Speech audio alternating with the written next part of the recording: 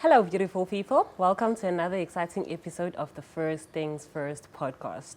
As always, we're so excited that you guys have decided to join us for another exciting episode. This is still Bonnie. And this is still Amanda. And we're still your hosts.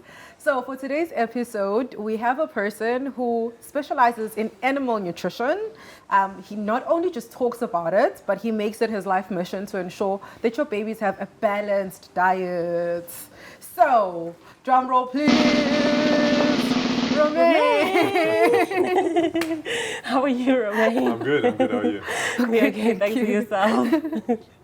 Please just take us through who is Romain and when was the first time you fell in love with pets? So, like you said, my name is Romain Trousset, if I want to pronounce it with a French accent. I was born and bred in France. If you call me Romain Trousset, I also answer. For me, pet nutrition came almost naturally, I'd say, as I grew up being fond of animals, nature, and science. And so it was really amalgamating these centers of interest into one career. And that's how I ended up working with animals, working with science, and working in pet nutrition. So, yeah. Interesting. And do you have pets of your own? I do. I grew up with pets and animals all my life. We had That's nice. dogs, horses as well,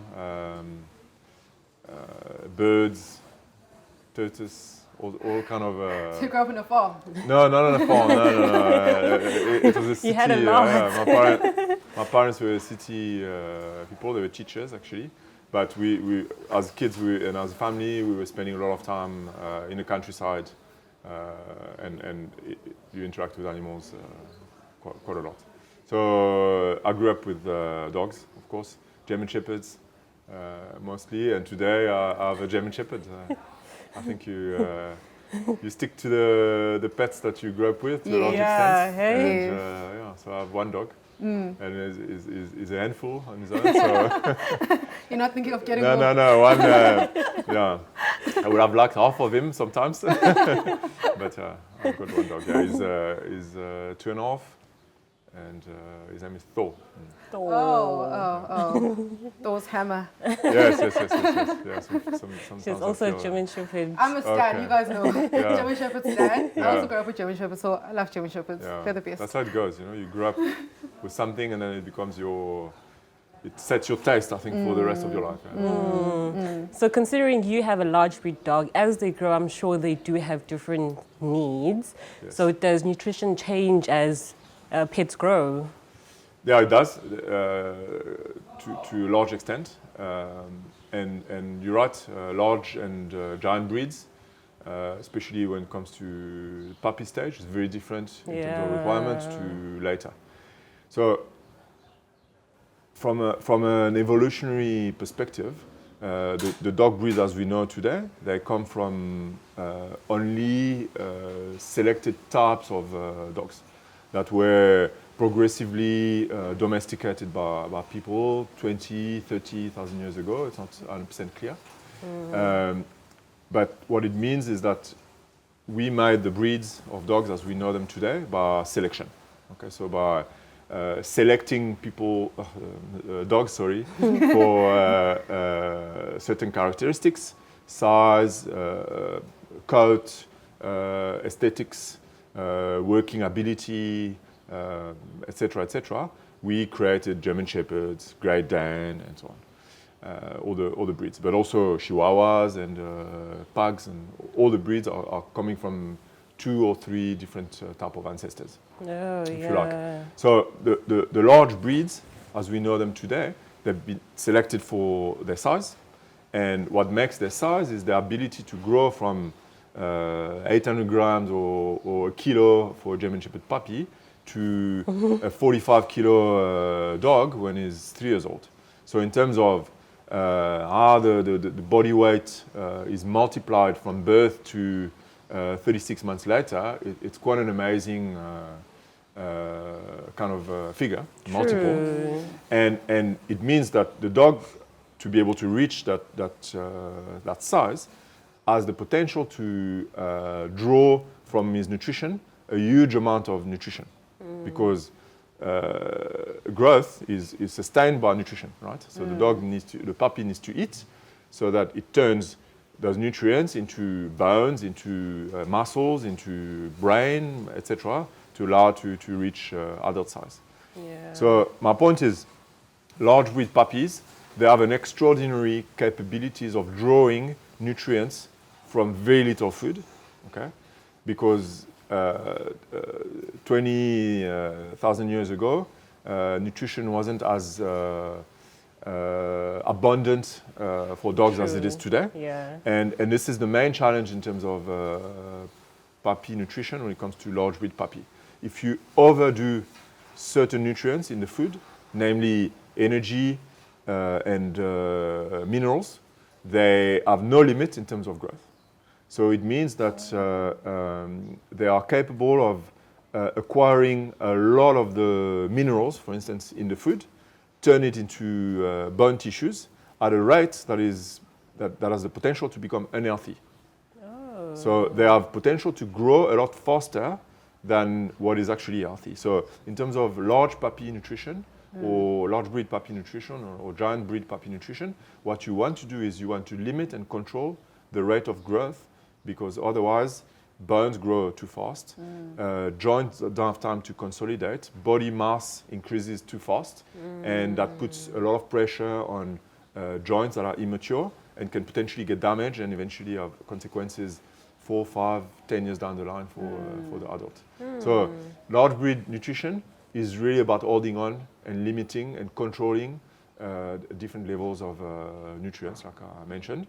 But also, it's about taking into account the challenges of a long colon, for instance. So the colon, the large intestine, in large breed dogs has more proportion, is representing a larger proportion of the whole digestive tract than with a small breed puppy or small breed dog. Okay, so it means that there's more time for fermentations to happen in the colon. The colon is populated by a lot of microbes, and often referred as the microbiota. And those microbes, they ferment and they live and thrive on what is not digested by the dog. So a puppy being immature in terms of its capabilities of digesting nutrients, potentially do not digest certain nutrients which reach the colon and can turn those fermentations into what we call unwanted fermentation and cause digestive issues, health issues. Okay, so it's about controlling the intake of certain nutrients in terms of quantity. It's about controlling the digestibility, aiming for maximum digestibility, so that we stabilize and get rid of unwanted fermentations in the large intestine. Yeah. It's like a whole science. Yeah, almost. Oh my God. Based on the fact that obviously you own your own company in terms of like pet food, there's obviously a lot of research that goes into that. Is there specific ingredients, like what you just explained, there's certain things that you want to avoid in a pet's food depending on their weight and things like that. Is there specific ingredients that parents should be mindful of, whether it's a large dog breed or one that is common in like pet food? Or even a puppy, to make sure that they grow well? I think it's going to be the opposite that a lot of people want to hear, but quality of nutrition has only so much to do with the ingredients. Okay. What I mean is, if you compare maize and sorghum, okay, as a source of energy, okay, dogs are able to metabolize a high level of the energy that's contained in maize that's been cooked properly, and the same applies to sorghum. But that's not where quality in terms of nutrition lies only. For me, quality is threefold when it comes to ingredients. The first one is the quality of the macronutrients: protein, energy, fibers, etc. Okay, fat. So how much quality do you find in the energy portion of sorghum, in the energy portion of maize, etc. Then there's macronutrients. Every ingredient has a certain content of vitamins, of in detail some trace minerals, and that is also very important. So some of the ingredients in pet food, remember pet food is a compound of different ingredients. You want them for the quality of their macronutrients, some you want them for the quality of their micronutrients, some for both. And there's a third aspect that I think is very important and very often misunderstood is what is the potential risk of contaminants that is being brought by those ingredients. And this is maybe the most important factor in pet nutrition. And very often it clashes with the rest in terms of conflict of interest, but it also clashes with the interest of economics. Okay, I'll give you an example with maize, for instance. Maize, in principle, is very digestible. It's a type of starch that is very well broken down by dogs, and some of it is resistant. It actually acts as a prebiotic. So it's something that is quite interesting. But next to this, there's about 4% fat in maize. Okay, so when you think about maize, you don't think about fat. True. Okay? But there is 4% of fat in maize. So if you have a diet that is including 50% of maize, let's say, you're going to have 2% of the total fat content of the diet that's going to be brought by the fat that's in the maize. You follow? Okay? So the fat in the maize is locked in the germ of the kernel. Okay? That kernel is, as nature intended, supposed to be the triggering the plant to grow again. Okay? So the kernel, once it finds itself in the right conditions in terms of temperature, moisture, in the soil, etc., it's going to stem, make roots, make a stem, and it's going to become a plant. Okay? So that fat has the potential to be a source of energy for the plant to grow again. It's locked, it's protected from the environment in the germ. As soon as you process it, it's a type of fat that is extremely sensitive to oxidation. Okay? It's very sensitive to oxygen, okay? So it can get oxidized very quickly. But also, it is a makeup of fatty acids that is excedentary in omega-3s and deficient in excedentary in omega-6s and deficient in omega-3s. And from a health perspective, it's not very good. Okay? So you understand, it's not so much about saying maize is good, maize is not good, sorghum is good, sorghum is not good. There's a lot of different parameters. And the third parameter that I was talking about is contaminants. Maize or sorghum does or does not come on its own. It's a little bit like a package. Okay. So you want to use maize into a diet as a source of energy, but it also brings a bit of protein, and it also brings whatever the life of the ingredient has been. So in the case of maize, it has the potential to bring a lot of mycotoxins, which are dangerous for dogs. Dogs can be very sick and die if there's a couple of milligrams in a ton of pet food of certain mycotoxins. And those mycotoxins, they are produced by molds that are present in the environment. They are there on the crop in the field. They are there in the crop in storage. And sometimes they're coming from the field. There's no way to get rid of them. They're indestructible. And if you use maize that is contaminated by mycotoxins, you're going to have a lot of problems with the quality of your dog food. So you need to take all this into consideration and then make a decision. So as far as maize is concerned, it's also a crop that is heavily treated with crop protection chemicals. Maize in South Africa is largely GMOs. So it means that there's a huge amount of weed killers, glyphosate or Roundup, maybe you've heard these words before, that is used in the growth of maize. So there's a fair amount of residue in all maize product of these chemicals, whether it's mini meal that we buy from the supermarket shelf or whether it's maize that you can use in pet food. So in that example, for instance, we've decided as Amigo Pet Food not to use maize because, yes, there's quality in the macronutrients, not so interesting in terms of macronutrients, but there's definitely a big risk in terms of contaminants. And then therefore we decided not to do this. So we've got a long list of ingredients we don't want to use for different reasons. And then it gives you a small list of ingredients that you can use, and then we work from that. The same applies to protein. Your protein coming from animal A, B, C, let's say poultry, beef, or cattle, and pork being the three main type of protein. If you use protein from poultry and it's coming from South Africa, it's going to come from a farm that has used antibiotics. Because in South Africa it's almost systematic in poultry farming, in beef farming, in pork farming, there is antibiotics used widely. So if you use these proteins in your process, in your food, you take a chance from a contamination perspective, although from a macro ingredient or macronutrient perspective, protein, fat, and so on, they might be interesting. Sure, That's crazy. Yeah. Doesn't it limit you guys more? It limits us tremendously. So it makes our lives very complicated, because once you rule out everything you don't want to use, you're left with only so much Very option. little. And it's more expensive, and it's more scarce, it's more difficult to source. But yeah, that's our job so I know it doesn't answer your question 100%, because you wanted me to say, don't use this or don't use that. Yeah, I know. No, but explaining makes it much better. Yeah. So my point is, it's if I take the same example as maize, I can't say maize is good or maize is not good. It depends where it's coming from, how it's been farmed, how it's been stored, how I'm going to process it, and you can have one extreme or the other. So it's complicated. It is crazy complicated.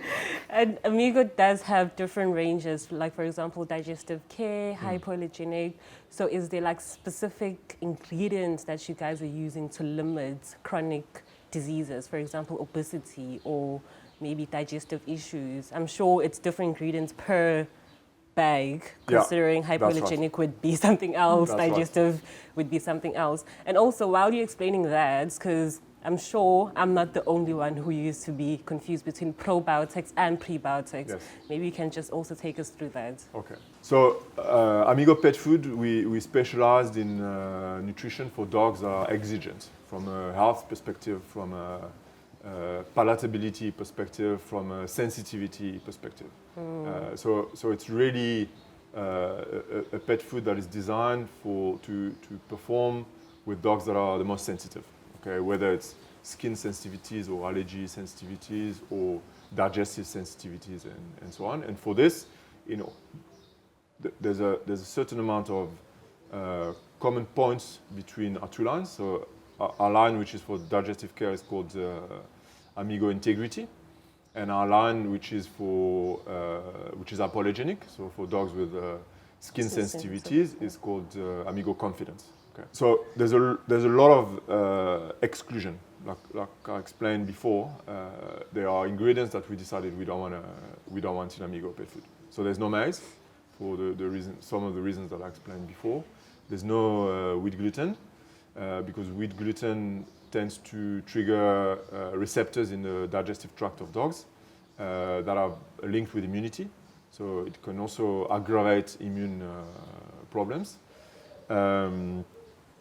There is no artificial colorant. In other words, the color of the food is made by the natural color of the ingredient. There is no artificial flavorant. So this is common to all Amigo recipes. And then Integrity is using chicken as a source of protein. So it's the only source of animal protein in Integrity is chicken. It's chicken that we import from the Netherlands. And that we've been using for the last 7 years since we started Amigo. And we know the source. Coming from Europe, antibiotics as a systematic ingredient in poultry farming is not allowed since a decade or two, actually. So we don't have that risk. And it's a very digestible, very rich in joint support compound like glucosamine and chondroitin that come from cartilage. It's a very good quality protein that we use in Integrity. And With confidence, we don't use chicken because a lot of dogs have sensitivity to chicken when they have those allergy-like symptoms. And we use lamb and ostrich, a combination of two proteins that are showing less reaction from dogs. That's where hypoallergenic is coming from. Hypo means lower, allergenic means an allergic reaction. So it's got a lower chance of triggering an allergic reaction. But both for integrity, digestive care, and for confidence, hypoallergenic, it's not enough to exclude the problems. We also want to promote self-healing because dogs' bodies and human bodies as well are capable of doing an amazing job in terms of maintaining and fixing themselves. And that's the role of the immune system.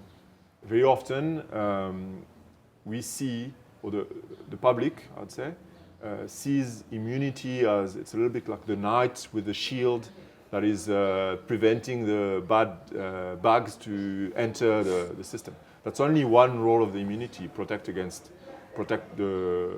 dog. The dog's immunity protects the dog against external challenges, whether it's bacteria or viruses and so on.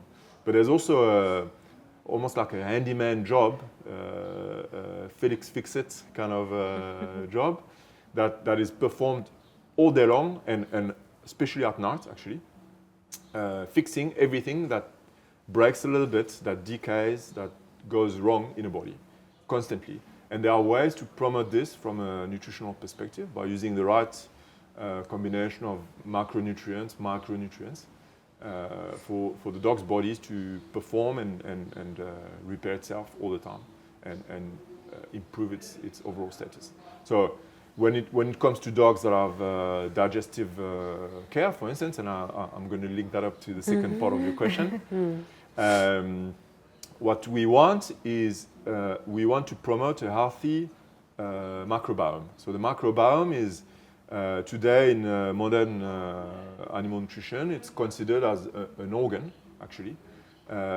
It represents a couple of kilos in a large dog. It's all the microbes, bacteria, protozoa, etc., that are living inside the digestive tract of the dog. Most of it is in the large intestine, and some of it is in the small intestine. Okay. And they are not only there to take advantage of the food that's coming their way. They are there to regulate all type of processes of the metabolism of the dogs. Immunity, mood, sleep. I'm sure you've heard the word serotonin before. So serotonin is a compound that is very important for sleep quality, okay, in humans and in dogs. Serotonin comes 90% from the gut microbes.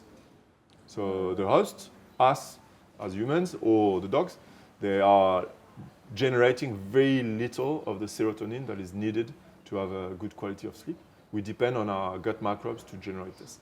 And it's true for a lot of different compounds. It's something that is extremely dynamic in terms of the scientific input and discoveries that are made every day on the role of the microbiota.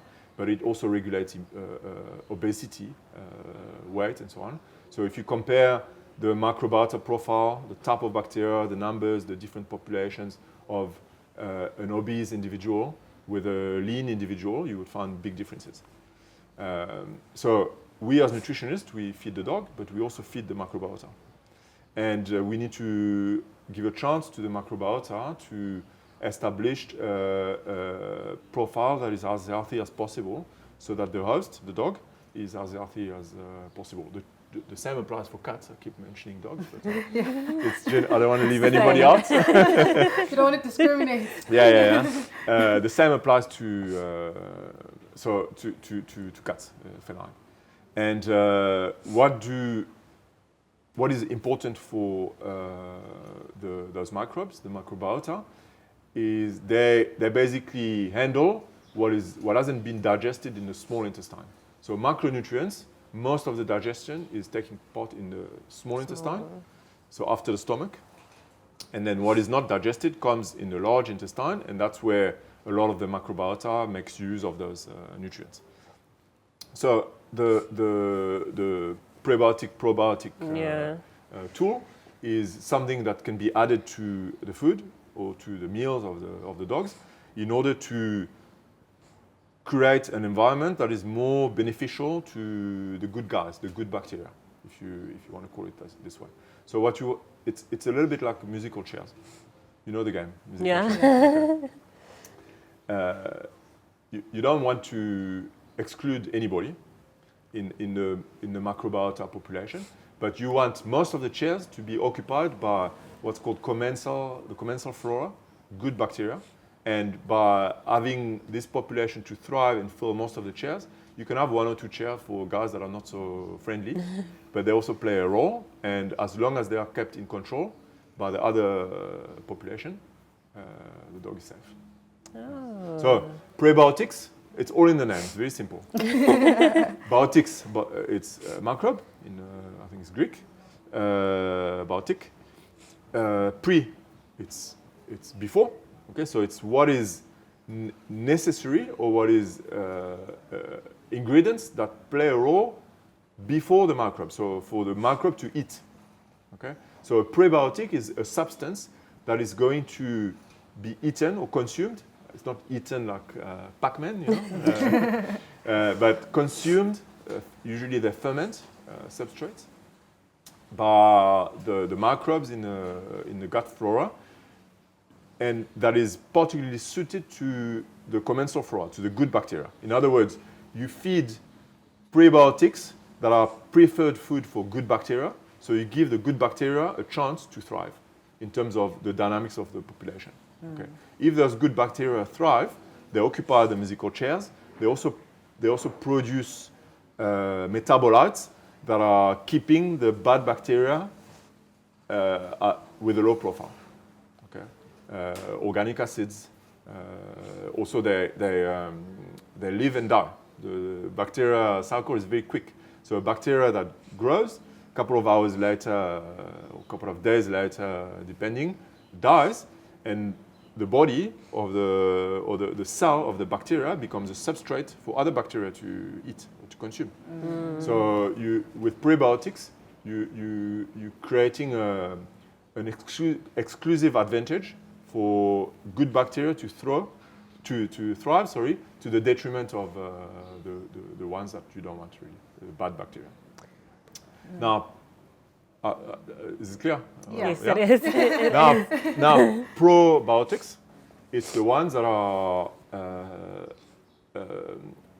increasing the quantity of certain bacteria. So a probiotic is like a spore or an egg, so to speak. Not technically an egg, but it's actually a bacteria or something that will become a bacteria. Okay, so you're feeding dogs with probiotics. It's a strain of dormant or sporulated or any kind of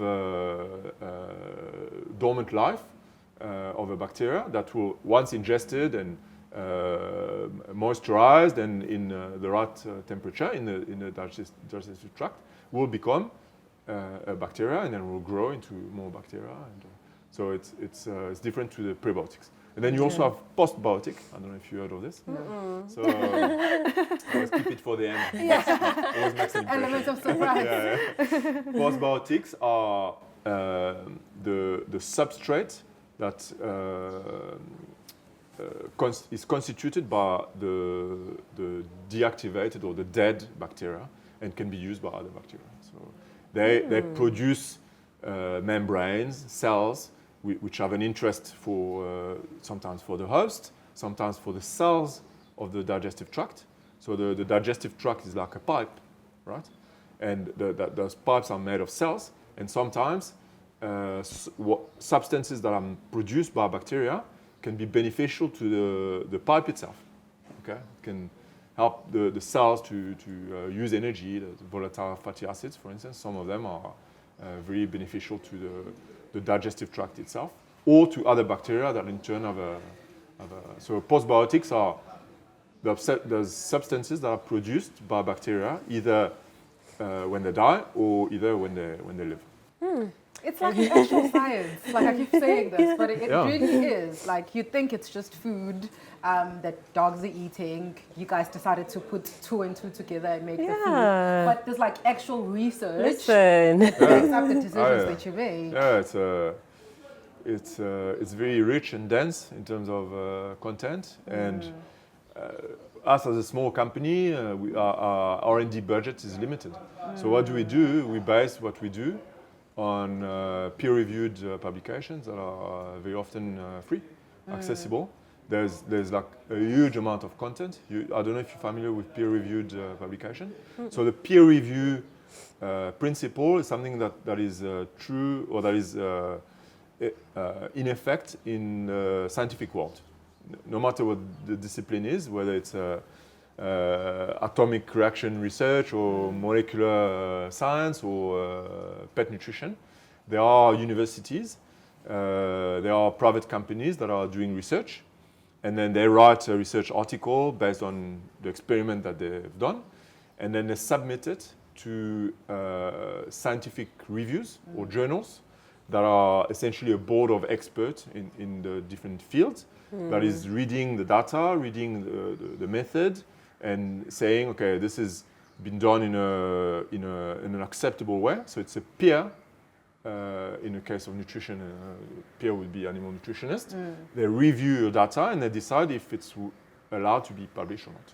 Oh, okay. So it's like the opposite of I do my little experiment in my little corner and I cook the figures so that it looks good, and then I put it on Facebook.